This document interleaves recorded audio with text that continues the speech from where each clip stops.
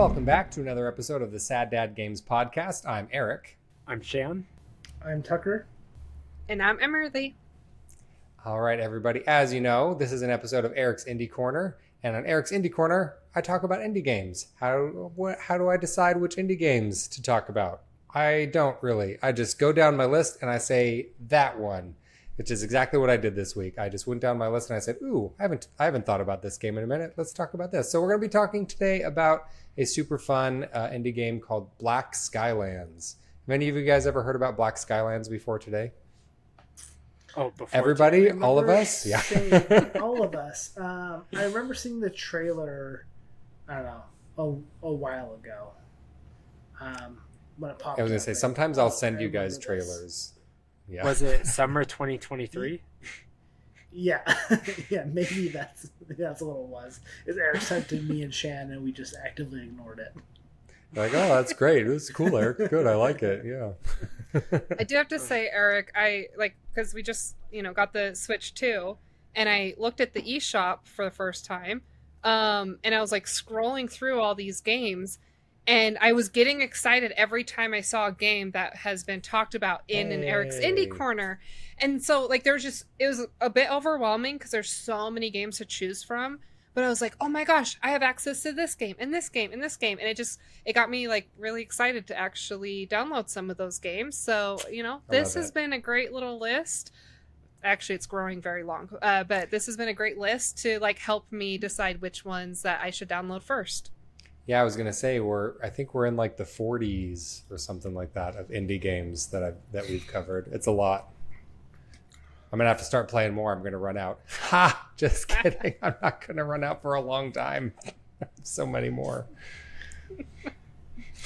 Eric doesn't pay attention to his family. Nope, I only play indie games. Yeah. Children, what are they? Doesn't matter. Indie games. Yeah. I was there last week, and they asked and begged for his attention a lot more than he gave them. Just deep negligence. They come up in the potato sacks that they wear instead of clothes, begging me for food. And I said, "Dad's too busy playing Shovel Knight. Get out of here." Yeah. Please, Daddy, can we have some attention? You're the saddest of the sad dads. Yeah. That's me. Barely a dad. Just barely a dad. Just 100% child negligence so that I can play all my indie games. Now, a lot of these I play with them, so that counts. All right, so today we're talking about Black Skylands. What is Black Skylands? Black Skylands is a top-down open-world shooter with some light RPG elements. It is developed by Hungry Couch Games, and its release date is a little weird because it was in early access for about 2 years on Windows. And then it released for all major consoles on August 15th, 2024. So relatively new game. It's been out for about a year, but on early access for about 2 years before that. So for those of you who've seen the show before, you know that I like to break it down by talking a little bit about story, then gameplay and visuals and sound, just how I like to do it. So for story, this is an area where the game shines really well in some places and falls a little short in some other areas. So the story is a little bit of a mixed bag. I feel like, so just to kind of set the stage. So this is set in the fictional world of Espaya. I'm probably saying that wrong. The world is made up of dozens, many floating islands, floating high up in the sky. And the people have settled on these land masses and they travel between them using gas-powered airships with big balloons and stuff on the top. So very visually interesting. Or steam-powered, because this is steampunk. It is. They are gas-powered because you have to, you have to stop and fill them up with gas. So. Okay, well that breaks the genre completely, but go ahead. Yes, so it has a lot of steampunk vibes. It's kind of it gives me a little bit of Mad Max vibes, where gas is very important in the world of Mad Max, but the world isn't completely dystopian or broken. It's just this is where these people have settled in kind of this untamed sky with these floating islands, and they fly between them on their airships and stuff. So you play as Eva, She is an airship captain, and you go out into the world wanting to explore and quickly find yourself wrapped up in a larger plot, as you often do in games like this. And won't say too much more than that to avoid spoilers. But the plot is grander than it initially appears, and you go about on your airship, and you do adventure. You do go adventure good times. Something that I feel like this game does really well is I feel like the setting and the kind of atmospheric storytelling is really interesting. Like, as you're flying around, like miles beneath your ship, you'll see these gigantic, like continent-sized creatures that aren't ever really like fully explained, at least not overtly. There's subtext and stuff, but it's just, and then you go between islands, and there's different communities across those islands. And so it does a really good job. I feel like the setting and the atmosphere of the game, the story parts of that are told very well and are really visually interesting. So I had a great time with that. An area where the story falls kind of short is in the dialogue. This is a game that was developed by a Russian studio, and so I'm wondering if some of the like nuances of the dialogue got lost a little bit in translation. But it can be pretty stilted at times and feel a little inorganic. The dialogue isn't ever horrible, but it's not usually very good either. It kind of gets the job done. But the game really shines in the gameplay and the just general like environmental storytelling much more than the moment to moment dialogue. So not bad, but serviceable, gets the job done. So, so story gets pretty solid marks for me. It doesn't do much to kind of blow me away, but it does keep you interested and engaged. Gameplay is where I feel like this game really starts to shine. There's two gameplay styles in this game. There's when you're on foot, and then combat on your airship. And I found myself really, really enjoying the combat in both of these areas. Combat on your airship particularly is a lot of fun. So because the game is at like a directly top-down view, I don't know if you've ever played like a top-down Zelda game where the view is kind of skewed a little bit. It's almost like a 2/3 view, like the camera's tilted. But in Black Skylands, the camera is 90 degrees directly exactly above, and so it has this kind of like harsh all the way top-down angle, which serves the gameplay, and it makes it so that the shooting works a little better because it's like a twin stick shooter. But gameplay on your ship is really, really fun. It reminded me a lot of like Assassin's Creed Black Flag, where you're managing your different cannons and you're fighting other ships, and then you can board those other ships and steal their materials, and you fight large creatures, and then you can land your ship and jump off your ship and onto a sky island and fight the creatures and enemies and stuff on there. So I know Tucker has played a lot of Assassin's Creed Black Flag. Thoughts about that? How much you like the combat in that game? Or yeah, what you said completely sold the game for me. I am now it's a top-down Assassin's Creed Black Flag game, and that's what I'm gonna know it as. Yeah, top-down Assassin's Creed, Black Skylands. Yeah. Tucker, if you love that game, then you're gonna love this AAA game that I've heard of called Skull and Bones. Ooh, everybody loves Skull and Bones. Yeah. Amazing and completely uncontroversial. The first quadruple A game. Yeah. That everybody that has played. Yeah. Did you hear that marketing? So we're being facetious. Skull and Bones flopped hard. But it was built from the bones of Assassin's Creed 4. They were like, well, people love the ship combat in Assassin's Creed 4. Let's make a whole game that's just ship combat. And then they canceled production and rebooted production roughly 100,000 times. And it finally they released the game, and all of the producers and the Ubisoft higher ups and stuff were like, it's amazing. It's the first quadruple A game. It's going to blow everybody away. And then it launched to a firework fart fizzle. It was and it just sort of happened. and people played it for 5 minutes and they were like, "This is terrible." I think the quadruple A just referred to the budget and not at all to anything else of quality. I just love the whole like executives calling something quadruple A and then it releases to thunderous nothing. Like it's quadruple A, it's the biggest, it's so good, and then it just crickets. Like just something very poetic and hilarious about that to me. Yeah. So I literally don't know anybody that touched that game. Not with a 10-foot pole. I don't have any interest in live service Ubisoft nonsense. I'm good. No thanks. So Black Skylands, not Skull and Bones. A lot more like Assassin's Creed 4. And something that is very interesting about Black Skylands is it's an open world, which is not something you see a lot of in indie games. And so it kind of scratched like an itch that I usually only am able to do with like big AAA titles, like if I'm playing an Assassin's Creed or Witcher or Skyrim or Ghost of Tsushima or the Horizon games, where it's like if I want a big open world with lots of stuff and like little missions to do, usually you got to go to a big AAA game. But this kind of scratched that itch for me, which is a very fun thing to see from an indie game. It's an open world and you can hop on your airship anytime and fly to any islands that you want and get missions from the different people living on those islands and go do those missions. There's lots of side content to do. There's lots of side missions to do. And you can just kind of go and explore this world similar to how you would a much larger AAA game. So I really enjoyed the gameplay loop of this one because it, like I said, it scratched an itch that indie games don't normally scratch. And so I had a great time with it.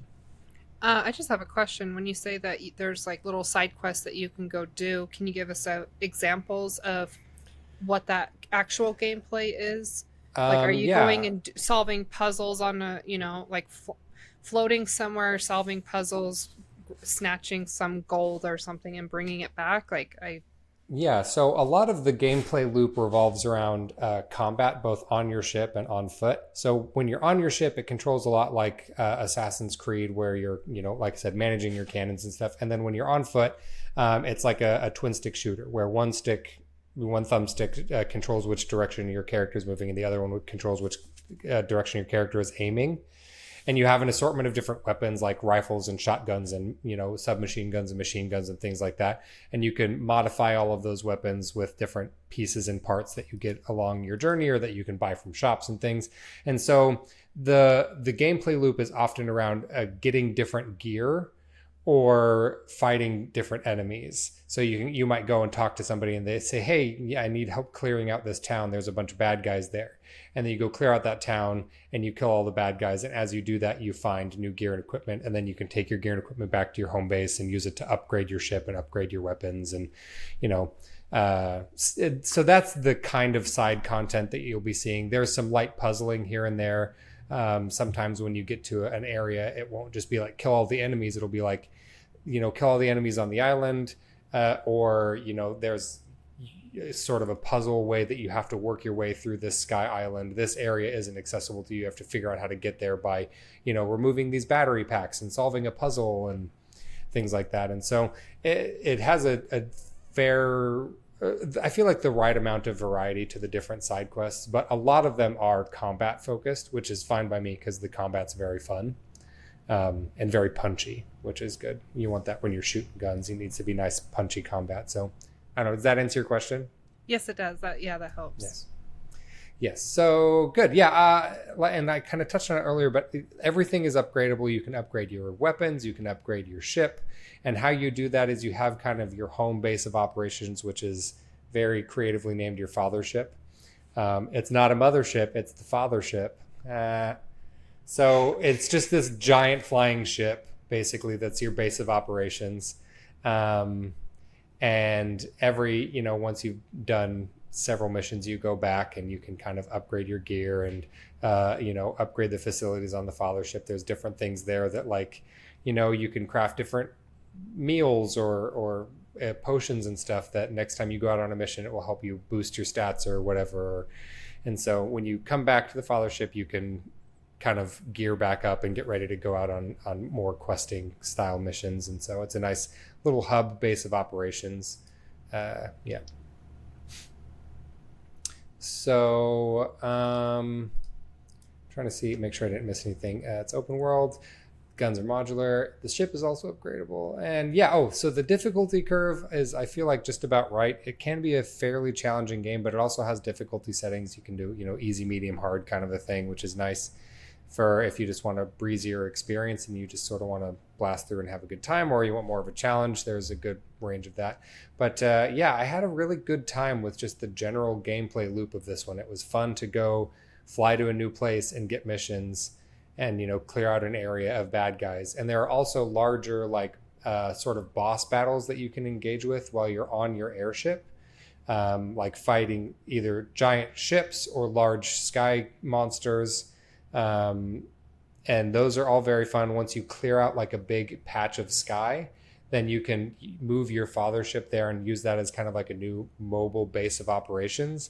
And so as you kind of work your way around the map and open up new areas, you can bring the father ship along with you, so you're not always having to trek back to the same area of the map where the father ship moves around, which is a nice mobile base of operations. So really enjoyed the gameplay loop. I feel like it's solid, a lot of fun, interesting. Not something you see a lot of in the indie game space, so had a good time with it. Visuals and sound. So visuals are really nice in this game. Sometimes when you use that really harsh, directly top-down perspective, it can kind of take some of the depth out of things and make everything look really flat. I think games like Hotline Miami are a good example of how that harsh top-down camera angle can make things look flat. But because this is on like a bunch of sky islands, they do a lot of really cool things with parallax scrolling and interesting depth effects. So walls will, for example, there will be like a tiled texture that will be stacked on top of each other in a 3D space multiple times over. That adds an incredible level of depth to everything that you're seeing and everything that you're doing. And so this art style, rather than feeling flat, it actually feels like it has a lot of depth to it. And like I said, when you're flying, sometimes you'll see things that are like miles down beneath you on, whatever exists below the clouds.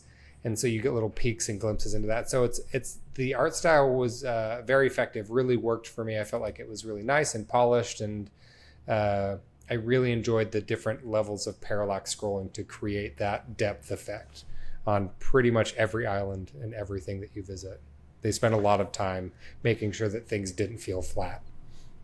Well, also the sprites have like a shadow fall off effect to their lighting that helps add a depth to them.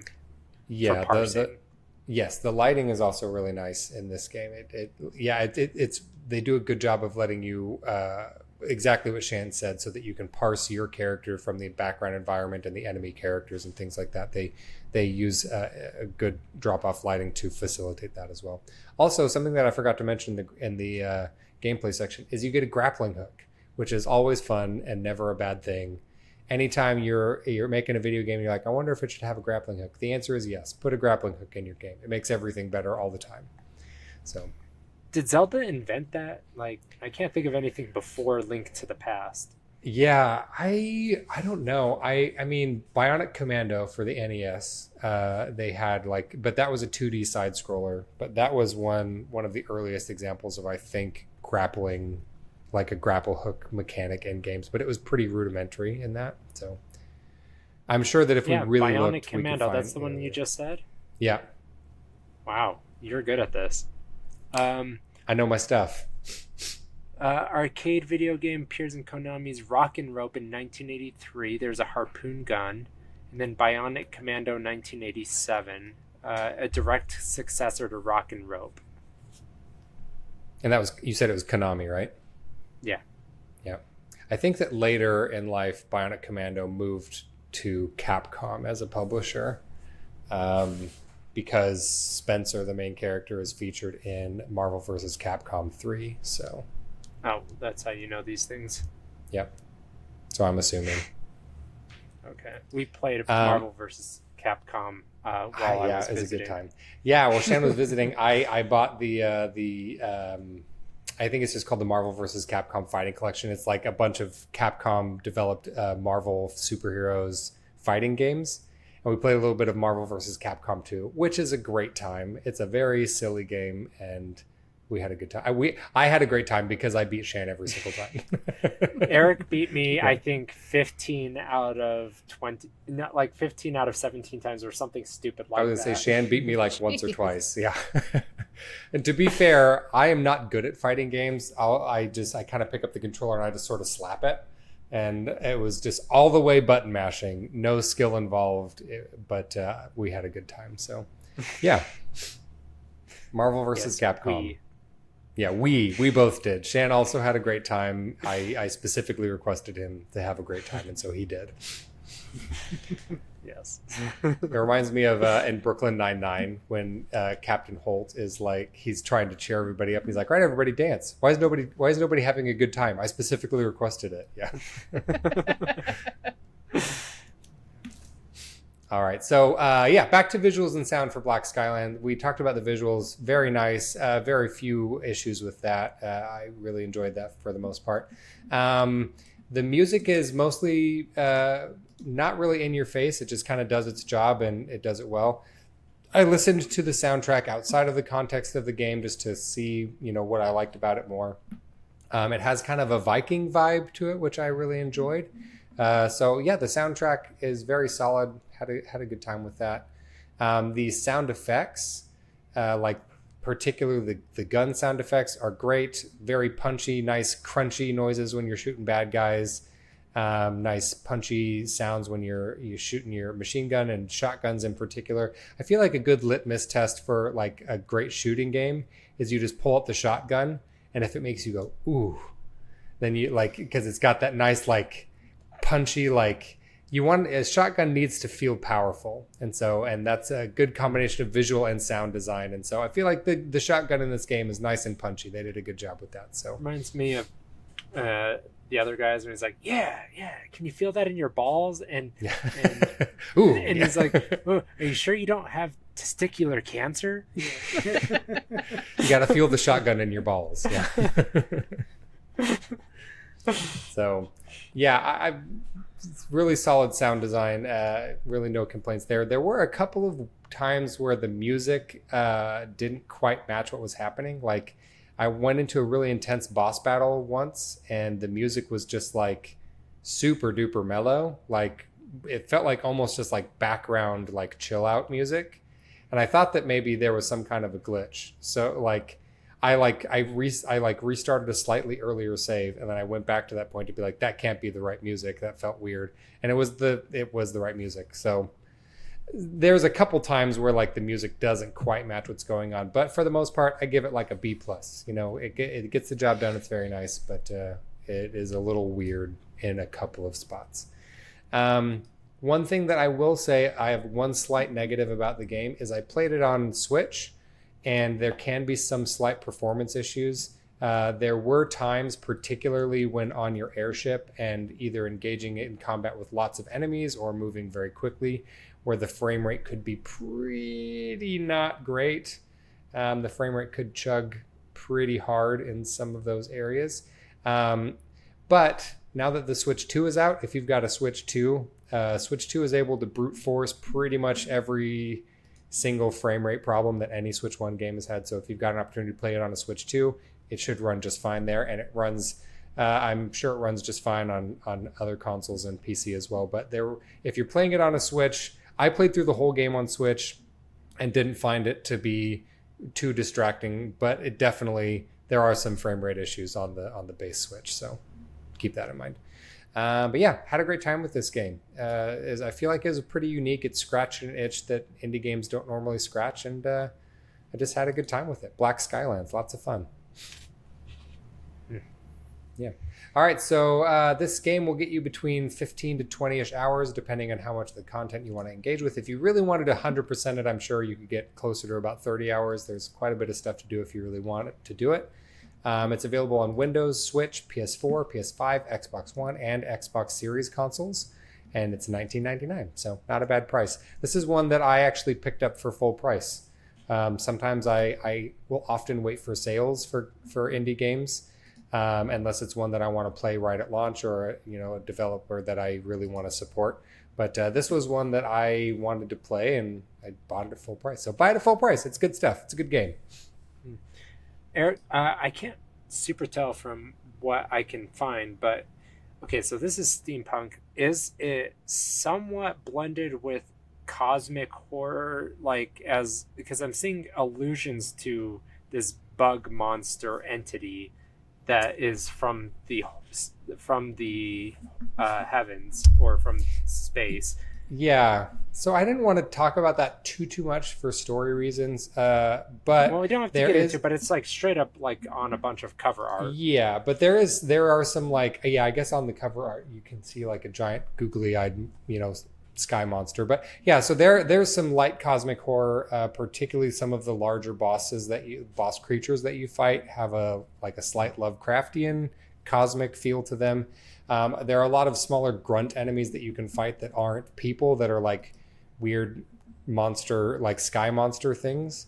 And so it does have kind of a slight, I wouldn't go so far as to call it horror, but it does have a just light cosmic fantasy, maybe a slight tint of horror in there, but not too much of that.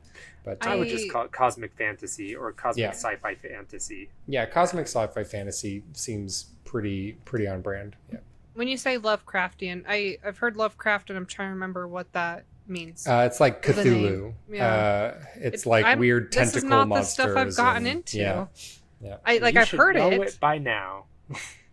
I know you've definitely brought it up, but I'm like, I know it refers to something, and I'm trying to remember what it refers to. It's just not something I'm super familiar with. Resident Evil 4. Yeah. That's probably where I've heard you say it. Giant, unstoppable eldritch monsters. Yeah. Yeah. The occult, worship, like evil cult, religious, worshipping tentacle monster, things like that, Okay. Tentacles popping out of heads. Yeah, Cthulhu is the big go-to for Lovecraftian stuff. Yeah, exactly that. Stop that.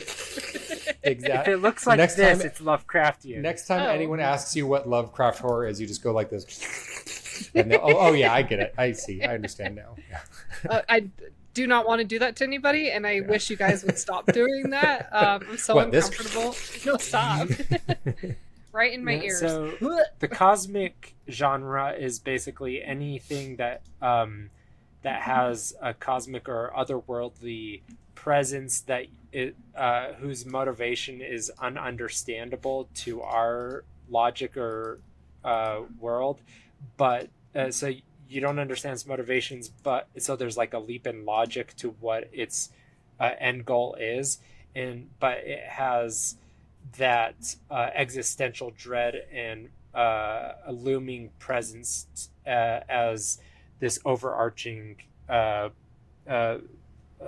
dread to your entire story that feels ever omnipresent to everything, and it can be a very powerful, provocative tool that's very overused in basically everything, but it's very fun. It's one of Shan's favorite things, so... Well, what's really fun is I hadn't realized I hadn't seen it basically ever used in fantasy. And that's why I was excited when I saw it in this. Because it's also, like, like sometimes you see it in sci-fi, like you're now seeing it in Death Stranding, and it's amazing. But I had just realized I had seen it for my first time in Expedition 33, Clair Obscur. And I effing love it. I loved that game, and that's another one I really want to play. Just has shades of it, but like cosmic fantasy, I am here for it. Yeah, it's an interesting blend that you don't get a lot of that, and I wouldn't go so far as to call this like overt fantasy. Yeah, this is subtle. It's like I feel like it's kind of like somewhere in between steampunk and fantasy, even though it's nothing is really steam-powered. Steampunk is sci-fi fantasy. Yeah, and so it feel like it's kind of somewhere in between there. It has a steampunk vibe, but it's not actually steampunk because things don't run on steam; they run on electricity and gas. But But like the aesthetic is steampunk, so it's like if you're gonna do the genre, run things on coal. No, they wanted Just their do cake it. and to eat it too. Yeah, So they're like, we want to do steampunk, but we don't want to do steampunk. Yeah. It's like doing Lovecraft and not doing tentacles. It's like you just do it. You just do do it. You know what? I got kind of more of like a sky pirate vibe from it more than steampunk. It was like like pirates, but in the sky instead of on the ocean. But they put the goggles on her. Steampunks are a telltale. I mean, goggles are like a telltale steampunk thing. You wear goggles and boom, instant steampunk. So run it on Steam. Yeah. Shan sure has it's lots that of feelings simple. about this. Yeah. Just run it on Steam. You don't put the goggles on unless you're running it on Steam. It's just, do the thing. A big part of the gameplay mechanic is like stopping and refueling on gas and stuff like that for your So ship. refuel on coal. Just do the thing. Shan is All concerned right. about the environment Okay, and listen. the air quality. Steam. You do it. So Shan can, when he You plays could also this game, refuel he on can just wood. pretend it's all steam. Yeah. You are so stressed out about this. No, it's just be faithful to genre or get the F out. Like, this person fell apart on story. That's what Eric keeps saying. This They didn't person do didn't enough understand research. genre I and can't wasn't believe faithful you have to such it. a strong opinion on a genre I know for a fact you could care less about. Yeah. I don't give an F about steampunk. That's not the point. I'm saying Shan respect. loves steampunk. I'm We saying want respect consistency. genre. I want people to respect the genre that they are writing to. For every year for your birthday, I'm going to send you steampunk stuff because I know it's your favorite thing now. Yeah. I hate steampunk. Nuh-uh. I don't believe you. You just went on a tirade of how much you love it. I did not. It's just steampunk is a derivation of cyberpunk, and I love cyberpunk, right? Because that's Blade Runner. Blade Runner invented that shit. And so I just feel like steampunk, if it's going to live in that lineage, it's got to at least service the genre. And it didn't. Like, this has done nothing to that. So because the main character wore goggles, Shan's really upset with how they power their equipment. Yes, and how they power it, yeah. With not wood and not coal. And not They steam. did it wrong, according to Shan. They did it with gas. Really sorry, It's Hunter Couch anachronistic Games. to say Shan the does least. not approve of your methods. Where are they Yeah. getting gas in the air? You know, to Shan's point, I guess. They're mining it from... Shut up. You guys are ruining this. I don't know. Oh Steam my actually gosh, would make okay. the most sense. The in the gas store. You stop at the gas station, you get gas. That's where gas comes from. Air. But where do they get it from? From other gas stations. It doesn't matter. Anyways, This is thank you the for joining tax us. write-off. This is the tax Self-sustainable write-off farming. argument. But who writes it off? You write it off. Just write it off. Then it All should right, be everybody. I called think tax that's it for us write-off. today. Well, it is. Sorry, I just need to finish that. No. out. Tucker had to finish the Schitt's Creek joke. Yeah. All right, everybody. I think that's going to do it for us today. Thank you for joining us for a very controversial, not steampunk episode of Eric's Indie Corner. Gas punk. Gas punk, yeah. Remember that you can find us everywhere you find podcasts: Apple Podcasts, Spotify, YouTube. Listen to Eric's Indie Corner, me, every Thursday, and then listen to our regular series every Monday. And we'll catch you guys next time. Bye. Bye. Bye. Outro. Bleepy doof, bleepity bloopity blow.